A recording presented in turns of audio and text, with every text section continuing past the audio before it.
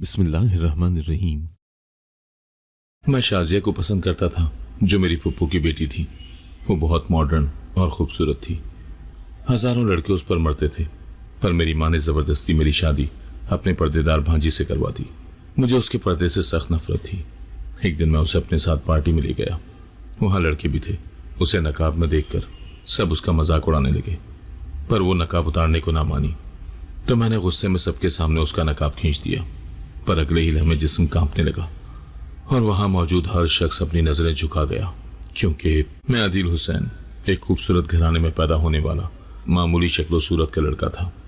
या शायद मेरे अंदर एक दबू और डरपोक आदिल बैठा हुआ था, जिसने मेरी शख्सियत को इतना पस्त कर दिया था कि मेरी जात मेरे ही खानदान में मजाक से ज्यादा कुछ नहीं थी। और सबकी तरह मैंने इसका जिम्मेदार अपनी माँ को ही समझना शुरू कर दिया था। वो माँ जिसका रंग रूप लेकर मैं पैदा हुआ, तो अपने बाप समेत सबके दिलों से उतर गया। मेरी माँ एक मामूली शक्ल की दबी हुई रंगत वाली औरत थी, जो हर वक्त सहमी सहमी सी रहती थी, क्योंकि वो मेरे दूध की तरह गोरे चिट्टे ददियाल में किसी भी तरह फिट नहीं बैठती थी। मेरे दादा हुजूर, जिनके लिए मेरे दिल से कभी दुआ नहीं निकली, क्योंकि बाप होने का उन्होंने खूब फायदा उठाया था, और मेरे हैंडसम और डैशिंग बाप की शादी अपनी गरीब और मामूली शक्लो सूरत की भांजी यानी मेरी माँ से करवाई थी। और फिर जो रवैया मेरी माँ के साथ रखा गया, उसी का हकदार मुझे भी समझा गया। मैं अपने ही घर में इतना हकीर ना होता अगर मैं भी अपने बाप और बाकी खानदान की तरह गोरा चिट्टा और खूबसूरत होता। जब मैं कहीं सुनता कि रंग रूप की वजह से लड़कियों को बहुत कुछ सहना पड़ता है और लोगों की बातें बर्दाश्त करनी पड़ती हैं, लड़कों का तो कुछ नहीं होता, तो मैं हंस देता था, क्योंकि शक्लो सूरत की वजह से मैं अपने घर और खानदान में मजाक बन जाता था। हालांकि मैं तो लड़का था ना।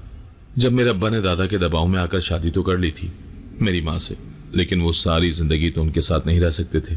और जब मैं पैदा हुआ तो अब्बा का दिल मजीद अचाट हो गया अम्मा से, मगर दादा की वजह से चुप रहे, क्योंकि दादा ने जायदाद से आग करने की धमकी दे रखी थी। मैं 7 साल का था जब मेरे बाद मेरी एक बहन भी दुनिया में आई, और उसे देखकर अब्बा के चेहरे पर जो मुस्कुराहट आई थी, उसे देखकर मुझे अपनी ही बहन से नफरत हो गई थी, क्योंकि वो अब्बा पर गई थी। गोरी चिट्टी वो अब्बा जैसी थी, और उसकी बड़ी बड़ी गजाला आंखें रुबीना फुप्पो जैसी थी, और होंठ तो फूल की पंखड़ियों की तरह थे। वो बेहद खूबसूरत थी, बल्कि उसे कुछ ज्यादा ही खूबसूरत बना दिया था खुदा ने।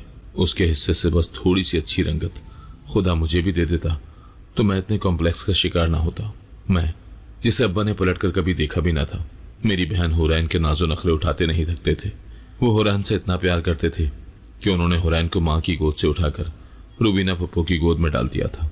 वो कहते थे, हुरैन परी है, अगर इसे एक काली और मनहूस औरत पालेगी तो हुरैन भी उस जैसी ही हो जाएगी, जो उन्हें मंजूर नहीं था। दादा घर में ये सब रवैया देखते तो अब्बा को टोकते थे, मगर अब्बा ने उनकी सुनकर शादी कर ली थी। इससे आगे उन्हें दादा की कोई बात नहीं सुननी थी। हुरैन के पैदाइश के 2 माह बाद दादा चल बसे, और दादा का जाना था कि घर में रहा सहा सुकून भी खत्म हो गया। अब्बा पहले थोड़ा बहुत लिहाज कर लेते थे, जो करना छोड़ दिया था। अब उनका बस चलता तो मुझे और अम्मा को पकड़कर घर से निकाल देते, लेकिन दादा ने मरते मरते एक अकलमंदी का काम किया। आधी जायदाद मेरी माँ के नाम लिखवा दी, और जायदाद के लालच में अब्बा अम्मा को चाहकर भी निकाल ना पाए। कभी कभी मैं सोचता हूँ कि अगर अब्बा निकाल भी देते तो अम्मा तो क्या ही कर लेती उनका। अम्मा तो चुपचाप सब सहने वाली एक डरपोक सी औरत थी, जो अपनी ही बेटी को भी बगैर इजाजत छू सकती थी, न देख सकती थी। माँ बहुत बुज़दिल थी, और माँ को ऐसा नहीं होना चाहिए, बल्कि मेरे जैसे बच्चों की माँ को तो ऐसा बिल्कुल नहीं होना चाहिए, वरना ये दुनिया हमें अपने रवैये से बहुत कठोर बना देती है। दादा के 40वें के बाद ही अब्बा ने धूमधाम से दूसरी शादी कर ली और अपने दिल के तमाम अरमान निकाले। अब्बा अपनी शादी में इतने खुश थे जैसे उनकी पहली शादी हो। वो जैसे दादा के मरने के इंतजार में थे। उधर दादा मरे, उधर अब्बा ने शादी की। उनकी नई बीवी बहुत हसीन थी, इतनी हसीन कि उसे देखकर लगता था कि छूने से मैली हो जाएगी। अब्बा तो उसके आगे पीछे घूमते न थकते थे। वो थी ही इतनी हसीन कि उसके कदमों में कोई भी मर्द बैठ सकता था। अब्बा उसके नाज नखरे उठाते रहते थे, और अम्मा उन्हें देखकर रोती रहती थी। मुझे अम्मा पर बहुत गुस्सा आता था कि वो रोती क्यों है, बोलती कुछ क्यों नहीं। माँ पर गुस्सा मेरी पहली स्टेज थी, जो बाद में नफरत बन गई थी। मैं वो बदनसीब हूँ जिसने लंबा अरसा अपनी माँ से नफरत की और अपने बाप को रश्क भरी निगाहों से देखा था। अब्बा की नई बीवी आते ही अम्मा की रही सही हैसियत भी घर से खत्म हो गई, और एक नौकरानी के सिवा उनकी कोई हैसियत नहीं रही थी। जब अब्बा की दूसरी बीवी के यहाँ बेटा पैदा हुआ तो घर को यूं चरागा किया गया जैसे पहली बार घर में बच्चा पैदा हुआ हो। 7 दिन तक मेरे उस नन्हे भाई के लिए घर में रौनक लगी रही थी और मैं हसद से उस चंद दिन के बच्चे को देखता रह गया। वो इतना प्यारा था जितना उसकी माँ थी, और अब्बा तो अपने बेटे को लिए लिए फिरते थे, खुशी से सबको बताते कि ये मेरा बेटा है। और अगर कभी कोई मुझे देखकर पूछ लेता कि ये कौन है तो अब्बा कहते चलो कोई और बात करते हैं। यानी कि मेरा जिक्र भी उन्हें गवारा नहीं था। मैं उन जैसा रंग रूप लेकर पैदा नहीं हो सका था, इसमें मेरी तो कोई गलती नहीं थी, लेकिन मेरे खाते में ये डाला हुआ था। अब्बा ने उस बच्चे का नाम असद रखा था। उसके नाम रखने की भी बाकायदा तकरीब हुई थी जिसमें कई लोग ढेरों तोहफों के साथ शरीक हुए थे। वो कितना खुश नसीब था। मैं कभी उसे रश्क से देखता तो कभी हसद से, मुझे कभी उससे नफरत होती तो कभी उस पर प्यार आता था। असद और हुरैन 2 खुशकिस्मत लोग थे जिन्हें हुस्न भी मिला था और अब्बा का प्यार भी और बेपनाह इज्जत भी। मेरी औकात तो मेरी माँ जैसी थी, होता तो भी कोई फर्क नहीं पड़ता था, ना होता तब भी बराबर था। हुरैन को 2 साल तक रुबीना पप्पो ने पाला था और फिर उनकी भी शादी हो गई। उनकी शादी पर जो चकाचौंध थी वो देखकर मेरी आंखें हैरान रह गई थी। रुबीना पप्पो की शादी एक फिल्म स्टार से हुई थी और इतनी धूमधाम से शादी हुई थी कि दुनिया ने देखा था। वो सब लोग जो मुझे टीवी पर नजर आते थे वो पप्पो की शादी में मौजूद थे, और पप्पो को इतने महंगे तोहफे मिले थे कि कोई सोच भी नहीं सकता। मुझे इस दुनिया में सभी खुशकिस्मत लगने लगे थे सिवाय मेरे और मेरी माँ के। माँ के लिए मेरे दिल में कुछ भी नहीं था, बस गुस्सा था जो अब चिड़चिड़ापन अख्तियार कर गया था। मैं अम्मा को इस सब का जिम्मेदार समझता था। जो मेरे साथ हो रहा था वो उनके साथ हो रहा था। मुझे इसका कोई अफसोस नहीं था, बल्कि मैं समझता था कि वो ये सब डिजर्व करती हैं। भला क्या जरूरत थी कि वो अपनी बदसूरत शक्ल लेकर एक हैंडसम मर्द से शादी करती। अपने लिए तो मुश्किलात उन्होंने खुद पैदा की थी। उनके पास इख्तियार था फैसला करने का, लेकिन मेरे पास तो नहीं था ना ये इख्तियार कि मैं अपनी मर्जी से किसी घर में पैदा होता या अपनी मर्जी से अपनी सूरत का इंतखाब करता। पप्पो की शादी हो गई तो माँ बहुत खुश हुई कि हुरैन अब उनको वापस मिल जाएगी, लेकिन ऐसा ना हुआ। हुरैन अब्बा की नई बीवी के हाथों में चली गई, मगर वो हुरैन का बिल्कुल ख्याल नहीं रखती थी। उसे हुरैन से कोई लगाव या दिलचस्पी नहीं थी। इसका इजहार वो अब्बा के सामने करने से भी नहीं कतराती थी, और अब्बा उसे फिर भी कुछ नहीं कहते थे, बल्कि अब्बा ने हुरैन को फुप्पो के हवाले ही कर दिया था। फुप्पो भी अटैच थी हुरैन से, सो वो उसे अपने साथ ले गई। अम्मा तड़प कर कई दिन तक छुप छुप कर रोती रही थी। उनमें इतनी हिम्मत भी नहीं थी कि वो अपनी बेटी पर हक जताती। माओ को इतना कम हिम्मत भी नहीं होना चाहिए, वरना उनके बच्चे गलत माहौल में गलत लोगों के हाथ में पड़ जाते हैं। मेरा बचपन खुद को कमतर समझते, अम्मा से नफरत करते, असद और हुरैन से हसद करते और अब्बा को हसरत भरी नजरों से देखते गुजरा था। जो जो मैं बड़ा होता गया, मेरे अंदर की महरूमियां मेरी शक्ल पर नजर आने लगी। मैं सबको खुश देखता और अंदर ही अंदर कुड़ता रहता, और जब मेरे अंदर का गुस्सा बढ़ जाता तो सारा अम्मा पर निकल जाता था। मैं बहुत बदतमीजी से उनसे बात करता, उनका दिल दुखाता और हर चीज का जिम्मेदार उन्हें समझता। आधी जायदाद मेरी माँ के नाम पर थी, मगर इसके बावजूद मुझे और माँ को जो कमरा दिया गया था वो घर का सबसे बोसीदा कमरा था। मेरे बहन भाई प्राइवेट स्कूल जाते थे और मैं एक सरकारी स्कूल जाता था, क्योंकि मेरा बाप मेरी फीस नहीं देना चाहता था। असद के कपड़े इतने महंगे होते थे कि इतने पैसे भी मैंने कभी नहीं देखे होंगे, और मेरे कपड़े इंतहाई बोसीदा, सस्ते और पुराने। इस सब के बाद मैं अपनी फ्रस्ट्रेशन अम्मा पर ना निकालता तो क्या करता। सिर्फ अम्मा की हिम्मत ही हम दोनों की जिंदगी बदल सकती थी, लेकिन अम्मा ने वो हिम्मत ना की और अपने साथ मेरी भी जिंदगी बर्बाद कर दी।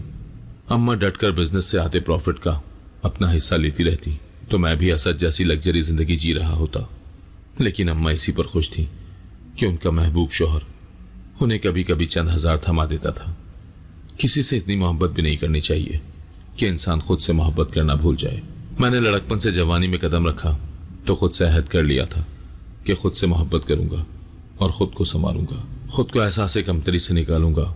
और पहली बार मैंने सोचा कि माँ से बात करूं कि वो अपना हिस्सा मेरे नाम कर दे तो मेरी जिंदगी सेट हो जाए, लेकिन अम्मा ने इनकार कर दिया था। वो अब्बा को नाराज नहीं कर सकती थी, किसी सूरत भी नहीं। इतने बरसों बाद भी उन्हें मेरा नहीं अपने शौहर का ख्याल था, तो मैं क्यों ऐसी माँ से मोहब्बत करता। फिर मैंने उनसे बात करनी छोड़ दी। मैंने एक सरकारी कॉलेज में इंटर का दाखिला ले लिया था, जहाँ क्लासेस 2 से 5 तक होती थी। सुबह के वक्त एक चाय के ढाबे पर मैंने काम करना शुरू कर दिया था। 1 साल तक मैं चंद रुपयों के एवज ढाबे पर काम करता रहा ताकि अपनी शख्सियत को निखार सकूं। मैं इंटर के दूसरे साल में था। जिस ढाबे पर मैं काम करता था उसके मालिक ने मेरी मेहनत और अच्छे किरदार की वजह से मेरी नौकरी अपने किसी जानने वाले के तवस्सुत से एक होटल में लगा दी थी। बहुत बड़ा होटल था और वहां का स्टाफ भी इतनी शानदार शख्सियत वाला था जैसे कोई अमीर आदमी हो।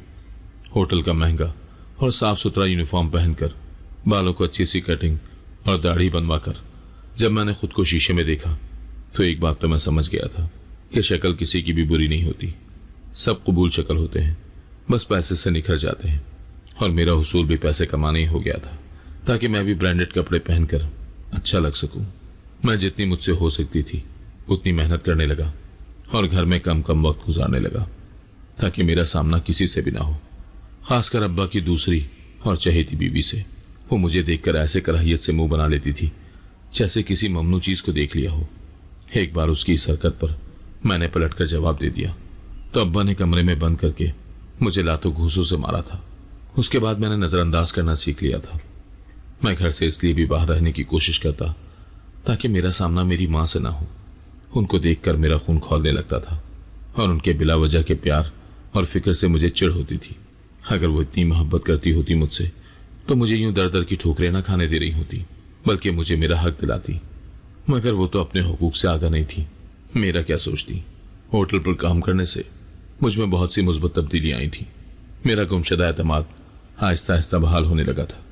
मुझे अच्छे और मुतासर कुन लहजे में बात करने का ढंग आ गया था। मेरे होटल में नौकरी दिन से रात की कर दी गई तो मैंने एक सरकारी कॉलेज में बीए का दाखिला ले लिया।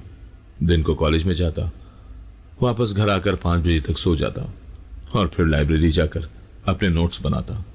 10 बजे के बाद अपनी नौकरी पर चला जाता जिसकी छुट्टी सुबह 7 बजे होती थी। 2 साल तक मेरा यही मामूल रहा। कभी मैं बहुत थक जाता तो असद को देखकर मेरे अंदर की हसरतें जाग जाती। जैसी जिंदगी वो जी रहा था वैसी जीने के लिए मैं फिर से मेहनत करने लग जाता था। होटल में मेरी कारकर्दगी देखकर मुझे मैनेजर का ओहदा मिल गया था और बोनस भी मिलता रहता था।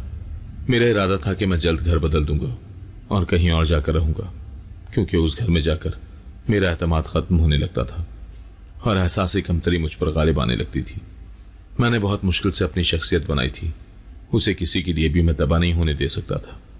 बीए में शानदार ग्रेड पर मेरे होटल के दोस्तों ने मुझे पार्टी दी थी। पहली बार किसी ने मेरी खुशी को सेलिब्रेट किया था। मेरे अंदर ऐसी छोटी छोटी बहुत सी खुशियां पाने की आरजू सर उठाने लगी थी। मेरे साथ काम करने वाले मेरे दोस्त कामिल ने स्कॉलरशिप के लिए मेरा फॉर्म भर दिया था। उसने भी मेरे साथ बीए किया था, लेकिन वो मेरे जितना ग्रेड नहीं ले सका था, तो उसने स्कॉलरशिप के लिए मुझे अप्लाई करने का कहा। मेरी किस्मत मेरा साथ कम कम ही देती थी, तो मैंने अप्लाई किया, मगर कोई अच्छी उम्मीद न रखी, न ही इंतजार किया। मगर हैरत अंगेज तौर पर मुझे स्कॉलरशिप मिल गई थी। तो मैं कितनी ही देर जर्मनी की एक यूनिवर्सिटी से आई मेल देखकर यकीन करने की कोशिश करता रहा था। मेरे घर से बहुत दूर चले जाने की ख्वाहिश पूरी होने लगी थी और मुझे क्या चाहिए था। मैंने सारा प्रोसेस मुकम्मल किया। जैसे ही मेरा वीजा आया मैंने जरूरी खरीदारी की और पैकिंग शुरू कर दी थी। अम्मा ने मुझे सामान पैक करते देखा तो तड़प उठी थी। शायद पहली बार उन्हें लगा हो कि शौहर की तरह बेटा भी उन्हें छोड़ सकता है। वो डर गई थी और मुझसे पूछती रही, लेकिन मैंने फिर भी कुछ ना बताया। मेरी फ्लाइट को 2 दिन रहते थे जब मैंने देखा कि अम्मा पूरे घर में चहकती फिर रही थी, क्योंकि हुरैन इतने अरसे बाद आ रही थी।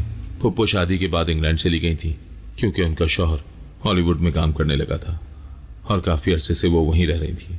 फुप्पो तो कई एक बार पाकिस्तान आई थी, लेकिन हुरैन कभी नहीं आई थी। फुप्पो की अपनी भी एक बेटी थी, उसे भी फुप्पो कभी पाकिस्तान नहीं लाई थी। इतने अरसे के बाद हुरैन पाकिस्तान आ रही थी और अम्मा की खुशी देखने लायक थी। मेरे दिल में हसद की एक और दीवार आ खड़ी हुई, लेकिन जिस दिन हुरैन आई और मैंने उसे देखा तो मेरे पैरों तले से जमीन निकल गई थी। और अम्मा का भी यही हाल था, जैसे उनके जिस्म में खून मुंजमद हो गया हो। मैंने कहा था ना कि माँ को बुज़दिल नहीं होना चाहिए, वरना उसकी औलाद गलत माहौल में पड़ जाती है और दूसरे लोग सिर्फ पालते हैं, तरबियत नहीं करते। हुरैन ने निहायत नामुनासिब लिबास पहना हुआ था। इतनी सी उम्र में वो इतना आगे जा चुकी थी कि एक लड़के को अपने साथ पाकिस्तान लाई थी कि वो उसका बॉयफ्रेंड है। मेरे अंदर गुस्सा उबल पड़ा, लेकिन मैं उसे कुछ कहने वाला कहाँ कोई था। मैंने नजरअंदाज किया और तंजिया नजरों से अपनी माँ को देखा। वो वाकई यही सब डिजर्व करती थी। जाने से पहले मैंने माँ को बता दिया कि मैं जर्मनी जा रहा हूँ 2 साल के लिए। माँ सुनकर सकते में आ गई थी और उनकी आंखों से आंसू बहने लगे। जाने क्यों मेरा दिल भी पसीजना शुरू हो चुका था, लेकिन मैं माँ के आंसू नहीं साफ करना चाहता था। मैंने अपना सामान उठाया, वो मुझे गले मिलने को आगे बढ़ी तो मैं इग्नोर करके घर से निकल आया। मुझे माँ से बहुत शिकायतें थी और हुरैन को देखने के बाद मुझे माँ को देखना भी गवारा नहीं हो रहा था। मैं समझता था कि मैं उनसे नफरत करता हूँ, लेकिन जहाज में बैठा तो पाकिस्तान में रहती माँ के लिए आंखों से आंसू निकल पड़े थे। मैं जो भी कहता, मगर सच तो यही था कि मैं उनसे बहुत मोहब्बत करता था और उन्हें याद करने वाला था। मैं जर्मनी पहुंच गया। रिहाइश के लिए एक फ्लैट में मुझे कमरा मिल गया जो 3 लड़कों के साथ शेयर करना था। खैर अच्छा कमरा था और यूनिवर्सिटी भी जाने लगा था। एक रेस्टोरेंट में नौकरी भी मिल गई थी और यूं जिंदगी की गाड़ी चलने लगी। मेरे पीछे क्या हो रहा है या मैं पाकिस्तान में क्या छोड़ आया हूं, मैंने सोचना छोड़ दिया था। मेरी सारी तवज्जो अपनी डिग्री पर थी और मेरा इरादा यही था कि डिग्री लेने के बाद जर्मनी में ही नौकरी करूंगा। वापस पाकिस्तान नहीं जाना चाहता था और वैसे भी था ही कौन मेरा पाकिस्तान में जिसके लिए मैं जाता। पाकिस्तान से मुझे किसी की कोई खबर नहीं थी, ना ही मैंने रखनी चाहिए थी। माँ के पास फोन नहीं था कि वो मुझे कॉल ही कर लेती, और अब्बा ने तो मेरे जाने का सुनकर शुक्र का सांस लिया होगा और फिर भूल गए होंगे कि उनका कोई बड़ा बेटा भी था। मेरी डिग्री मुकम्मल हुई तो मुझे नौकरी भी मिल गई थी। सो वापसी के सारे इरादे बदलकर मैंने जर्मनी से ही दिल लगा लिया था। मैंने इतनी मेहनत खुद को संवारने के लिए की थी और मैं इसमें कामयाब हो गया था। मैं अब अच्छा नजर आता था, अब्बा जैसा हैंडसम न सही, लेकिन अपनी शख्सियत को इतना पॉलिश कर चुका था कि देखने वाले मुतासिर जरूर होते थे। और एक कशिश सी थी जो मेरी तरफ लोगों को खींच लाती थी। मेरी अच्छी जबान ने मेरा हल्का अहबाब भी बढ़ा दिया था और यूं ही वक्त गुजरने लगा था। मुझे दोस्त यार मशवरा देते कि अब शादी कर लूं, लेकिन मुझे अभी तक ऐसी कोई मिली ही नहीं थी जिसको देखकर मेरा दिल धड़कने लगता या मैं उसके लिए पागल हो जाता। यानी कि मैं शादी उस लड़की से करना चाहता था जिसे देखते ही मुझे जनूनी किस्म का प्यार हो जाए। और जाहिर सी बात है, हम मर्द हुस्न परस्त होते हैं। मुझे आज तक ऐसी लड़की मिली ही नहीं थी जो बेपनाह खूबसूरत हो, और मैं बेपनाह खूबसूरत औरत चाहता था ताकि अपने बाप को बता सकूं कि मुझे भी हुस्न पर दस्तरस है। जिस लड़के को मेरे बाप ने बदशक्ल कहकर ठुकरा दिया था, उसी बेटी के साथ एक खूबसूरत औरत को देखकर वो क्या करता है, मैं यही देखना चाहता था। साफ लफ्जों में कहूं तो मैं अपने बाप को नीचा दिखाना चाहता था। जर्मनी में तो मुझे कोई हूर परी ना मिली, तो सोचा जब किस्मत में होगी मिल जाएगी। और उन्हीं दिनों मुझे खत मिला था। वो खत पाकिस्तान से आया था और माँ की तरफ से था। खत पकड़कर बैठा मैं कितनी ही देर तक सोचता रहा कि मैं इसे खोलूं या नहीं। फिर मैंने उसे खोल लिया। खत खोलते ही मेरा दिल चाहा था कि बहुत सारा रो लूं। माँ और मेरे दरमियान हमेशा बहुत फासला रहा था, लेकिन उनके खत पर उनका लम्स पाकर मैं अपने आंसुओं को काबू में नहीं रख पाया था। मुझे जर्मनी आए 5 साल होने वाले थे और इन 5 सालों में मेरी माँ से कोई बात नहीं हुई थी, ना मैंने उन्हें खुद अपनी खैरियत बताने की जहमत की थी। वो इन 5 सालों में मेरे लिए तड़प कर रह गई थी और अब जाकर उन्हें मेरा दोस्त कामिल मिला था जिसके जरिए उन्होंने मुझे खत लिखा था। खत पढ़कर मैंने वापसी का सामान बांध लिया क्योंकि आखिरकार मुझे जाना तो था, और खत में माँ की बीमारी का सुनकर मैं खुद को रोक नहीं पाया था। माँ बहुत बीमार थी, उनके फेफड़ों में पानी भर गया था। 1 हफ्ते बाद मैं पाकिस्तान में था और जिस वक्त मैं घर पहुंचा तो मुझे देखकर असर छिटक गया था। मैं उसे देखकर बस हल्का सा चौंका था। वो काफी बड़ा हो गया था। माँ मुझे देखकर बहुत खुश हुई थी। मेरा माथा चूमते वो अपना दर्द भूल गई तो मुझे शर्मिंदगी ने घेर लिया कि मैं क्यों उन्हें हमेशा इतना दर्द देता रहा। सब तो थे उनके दर्द में इजाफा करने के लिए। मैं कम कर सकता था उनका दर्द, मगर मैंने भी वही किया जो सबने किया था। मैंने अम्मा की रिपोर्ट्स वगैरह चेक की और उन्हें अस्पताल में दाखिल करवा दिया था। उनकी तबीयत इतनी खराब थी और इस हालत में भी उन्हें घर की नौकरानी बनाकर रख दिया गया था। मैं अपनी माँ को जानबूझकर मरने दे सकता था, ना ही सबको इतनी छूट कि हमारा हक खाकर हम पर ही भौंकते रहें। अब्बा से भी मेरा सामना हुआ था और शायद वो मुझे देखकर जरूर चौंके थे, और मैं यही तो चाहता था। माँ के इलाज के दौरान मैं अस्पताल में उनके साथ ही रहा था। 2 दिन बाद घर आराम करने के लिए गया तो देखा कि घर सजा हुआ था। शायद कोई पार्टी हो रही थी वहां। मैं सबको नजरअंदाज करके लॉन से गुजर रहा था कि अचानक मेरे पैर मुंजमद हो गए और दिल बिल्कुल साकत हो गया।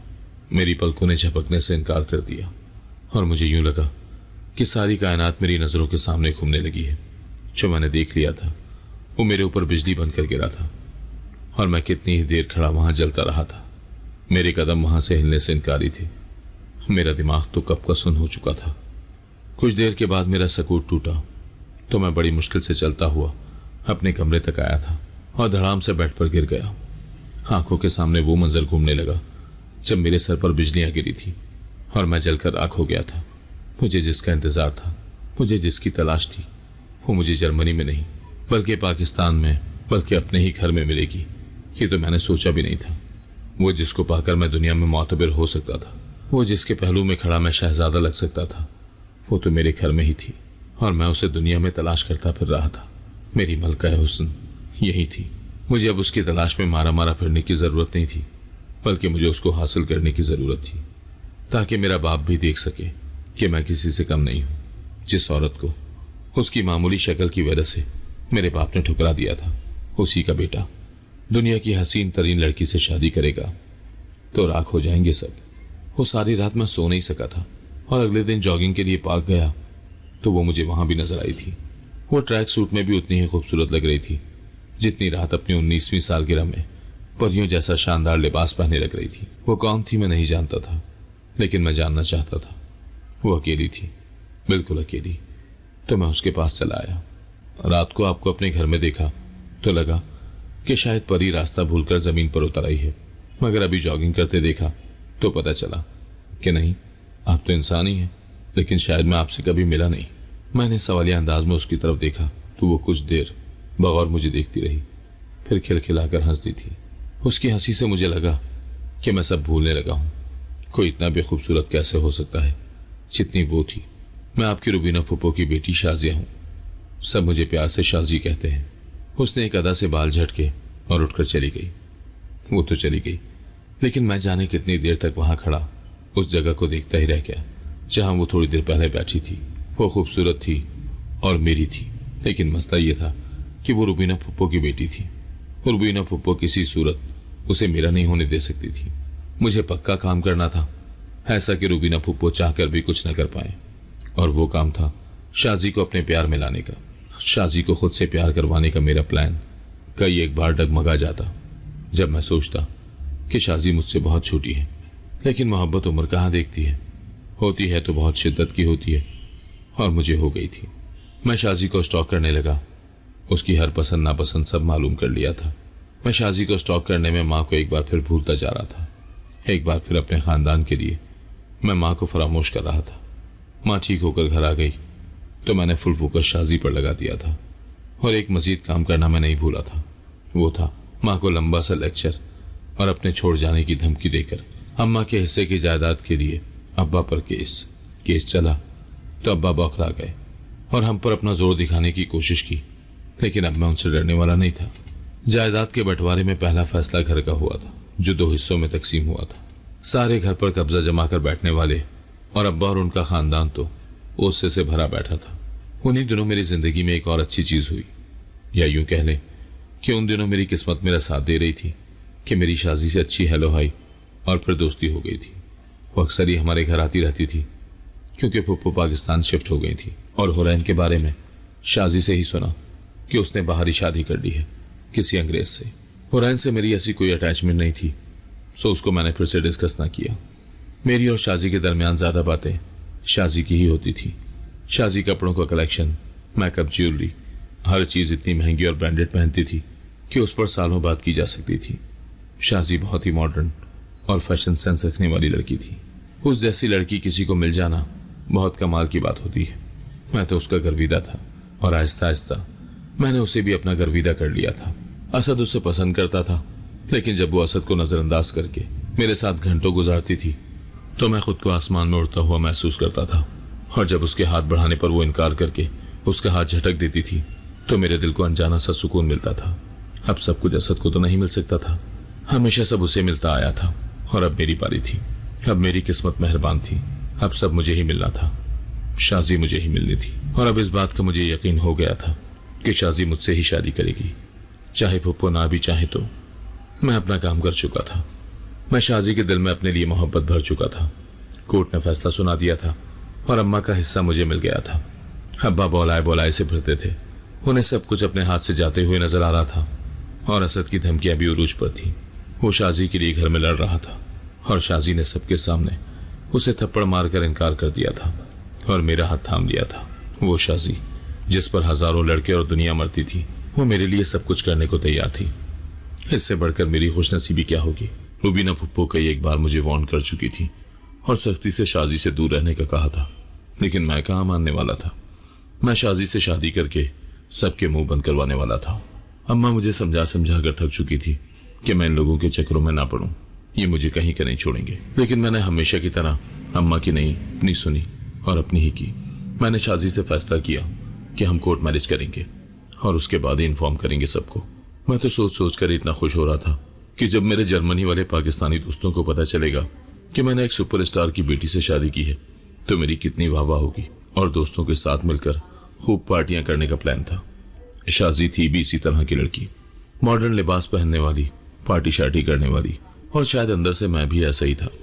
बस इतने सालों से मासूम बनने की अदाकारी कर रहा था। मुझ जैसा हर मर्द ऐसा ही होता है, या फिर मेरे अंदर मेरे बाप की आदतें खून के साथ मुंतकिल हो गई थी, हुस्न परस्त होने की आदत। मैं और शाजी सारा मंसूबा बनाकर अगले ही दिन कोर्ट के लिए निकल गए।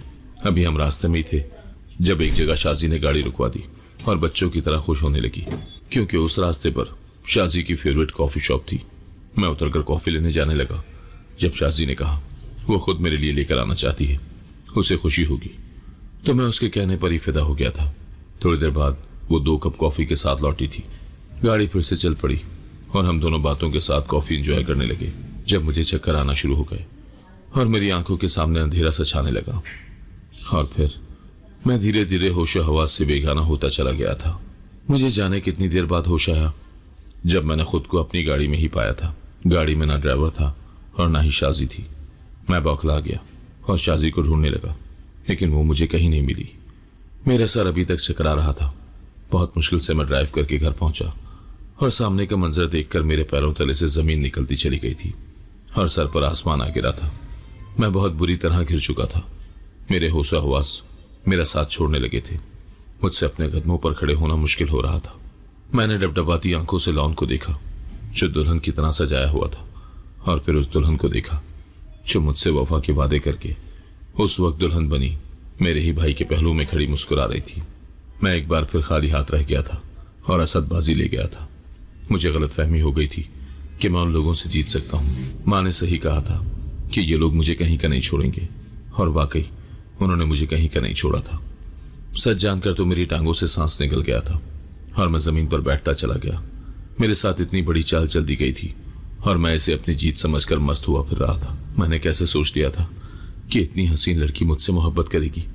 वो तो मुझे इग्नोर करती थी, खा जाने वाली नजरों से देखती थी, मगर उसका रवैया बदला था जब जायदाद मेरे नाम पर होनी शुरू हुई थी। मैं खुद को अक्लमंद समझने वाला ये क्यों ना समझ सका। उसने मेरे अब्बा और अपनी अम्मा के कहने पर यह सारा ड्रामा किया, वरना वो पसंद तो असद को करती थी और आज मुझे धोखा देने के बाद उससे शादी कर चुकी थी। मेरे साथ इतना अरसा मोहब्बत का ड्रामा करती रही, और जब सारी जायदाद मेरे नाम हो गई तो उसने कोर्ट मैरिज का झांसा दिया मुझे, और मेरी कॉफी में बेहोशी की दवाई मिलाकर बिजनेस और प्लॉट्स के सारे शेयर्स मेरे अब्बा के नाम वापस ट्रांसफर कर दिए। उसने मेरी बेहोशी का फायदा उठाकर कागजात पर मेरे अंगूठे लगवाए और नीम बेहोशी में मुझसे साइन भी करवा दिए। बहुत शातिर चाल चली थी उन लोगों ने कि मुझे भनक तक नहीं पड़ी थी। तुम्हें लगता था मैं तुमसे शादी करूंगी? हाँ कमान, तुम जैसों को तो मैं अपने घर में मुलाजिम भी ना रखूं।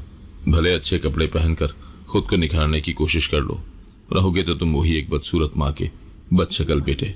तुमसे मैं तो क्या, कोई भी लड़की शादी न करना चाहे। तभी बुढ़े होने वाले को आज तक किसी लड़की ने घास तक नहीं डाली। शाजी के अल्फाज मुझ पर चाबुक की तरह लग रहे थे और मैं तड़प कर रह गया था। तो इतने सालों की मेहनत अकारत गई थी।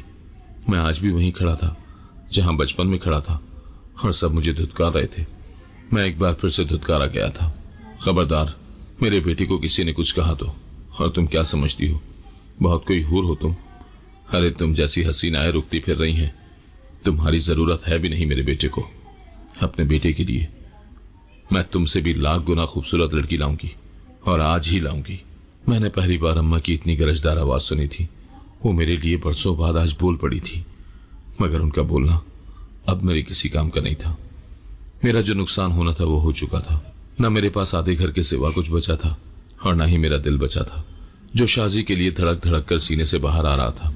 अम्मा से मुझे अब कोई हमदर्दी नहीं चाहिए थी, मगर उन्होंने जबरदस्ती मेरा हाथ पकड़कर मुझे खड़ा किया और मेरी गाड़ी में बिठाकर ड्राइवर को आवाज दी। सब समझे थे कि माँ मुझे लेकर घर छोड़ गई हैं, जबकि माँ जाने क्या करने का सोच रही थी। मैं तो खामोश सा बैठा था।